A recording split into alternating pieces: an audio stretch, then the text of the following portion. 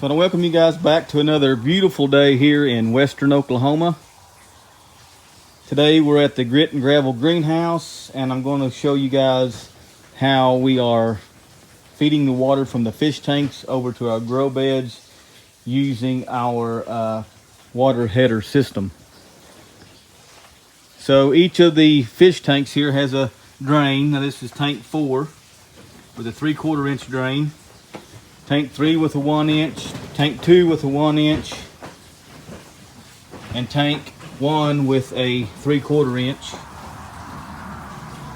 It makes a 90-degree bend here on the north wall. Comes around, comes to our solids filter. And what this is just a Y fitting, a 4-inch Y fitting that goes down to a length of pipe, and then on the bottom I have a valve that I can open and dump these solids whenever I need to get rid of the solids out of the system. So as this water flows from the fish tanks, all the heavy solids, when they come and they hit here, all the heavy solids are going to sink down into this portion, and all of the solids, the smaller solids, are going to go out to the grow beds and be filtered by the grow beds. So right after the filter, I have a T here that I can add amendments in if I need to. Stuff like iron and magnesium and things like that that you want to add to your system.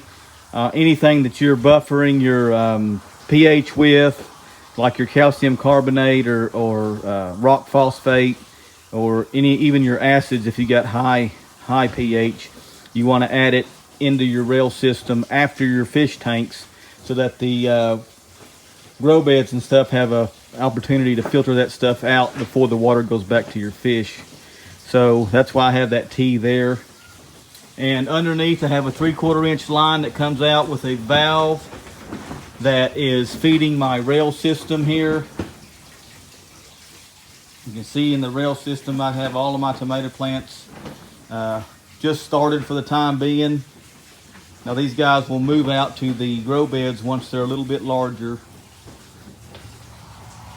Some of them will stay in here as I get the grow beds full. We'll spread these out, probably a 1 or 2 foot spacing, and some of these will stay in here all summer.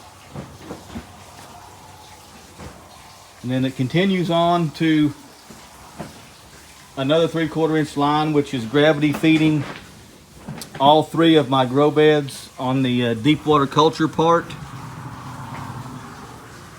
So I have 3 lines there that's feeding the 3 grow beds. There's 1, there's 2, and the other one's down here. Like I said, that's gravity feeding our grow beds. Now this line here that I have is leading up to one of my large gravel beds, which I'm fixing to do a dual root zone experiment in with these 2.5 inch or 2.5 gallon pots. And this line just runs up, and I've got it up in the air to where the gravity, it's gravity feed, so it won't flow any higher than what the rail system is or what the header system is.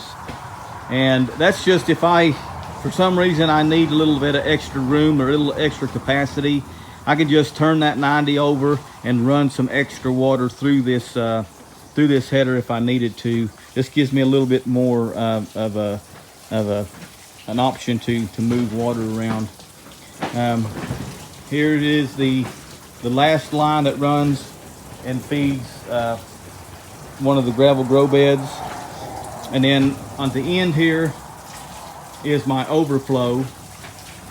Now this line only gets water if I have more water going out of the fish tanks than can be gravity fed to the grow beds.